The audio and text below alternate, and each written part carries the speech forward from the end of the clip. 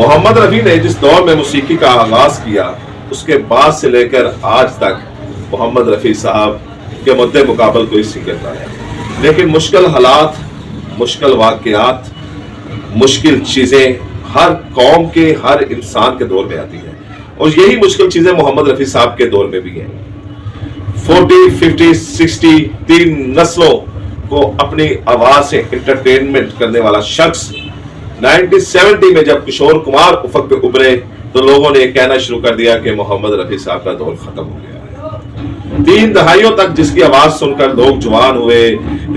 नौजवान बूढ़े हो गए। अब 1970 में जब किशोर कुमार की आवाज का तोती बोलना शुरू हुआ तो मोहम्मद रफ़ी साहब को गाने मिलने कम शुरू हो गए, फिल्में मिलने कम शुरू हो गई, तो लोगों ने यह कहना शुरू कर दिया कि मोहम्मद रफ़ी साहब का दौर खत्म हो गया है। हर तरफ किशोर कुमार की धुनें थी, हर तरफ किशोर कुमार के गाने थे, हर तरफ किशोर कुमार की आवाजें थी। फनकार जो होता है, पढ़ा लिखा आदमी जो होता है, जो नेक आदमी होता है, जो इमोशन से भरा हुआ इंसान होता है, वो बड़ा हसास होता है। वो इतना हसास होता है कि जरा सा वो छलके तो वो रो पड़ता है, जरा सी चोट आए तो उसका दिल भर आता है। यही इंसानियत की निशानी है कि जब इंसान को तकलीफ पहुंचती है तो वो उसके अंदर जो दुख होता है वो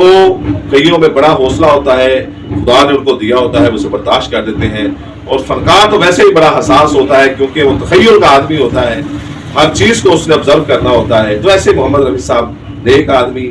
शरीफ आदमी, दरवेश बंदे और हसास आदमी थे। जब उनकी आवाजों में ये कानों में ये आवाजें पड़ती कि मोहम्मद रफ़ी साहब का दौर खत्म हो गया है, कि अब रफ़ी का दौर नहीं रहा, रफ़ी साहब बस खत्म, अब किशोर कुमार के दौर है, अब कुमारों का दौर है, तो मोहम्मद रफ़ी साहब को ये बातें बड़ी तकलीफ पहुंचाती थी, बहुत दुख देती थी, बड़ा दर्द देती थी कि 3 दहाइयों तक मैंने इन लोगों की खिदमत की, सेवा की, और आज ये कहते हैं कि रफ़ी साहब का दौर खत्म हो गया, कुमारों का दौर है। मोहम्मद रफ़ी साहब को किशोर कुमार से कोई फाइट नहीं थी, लेकिन ये हर इंसान के अंदर बात होती है कि मैंने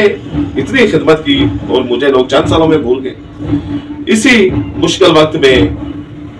तन्हाई में वक्त गुजारना शुरू कर दिया, आबादात में वक्त गुजारना शुरू कर दिया, अकेले रहना शुरू कर दिया, अपने आप को आइसोलेट कर दिया, और इसी सूरत में मोहम्मद रफ़ी साहब की दाढ़ी बढ़ गई, शेव बढ़ना शुरू हो गई, क्योंकि जब इंसान अंदर से टूटा हो तो उसको बाहर की कोई चीज अच्छी नहीं लगती, अंदर का मौसम अच्छा हो तो बाहर का सारा मौसम अच्छा लगता है। तो रफ़ी साहब की दाढ़ी काफी हद तक फट गई क्योंकि वो ज्यादा वक्त तन्हाई में गुजारते थे,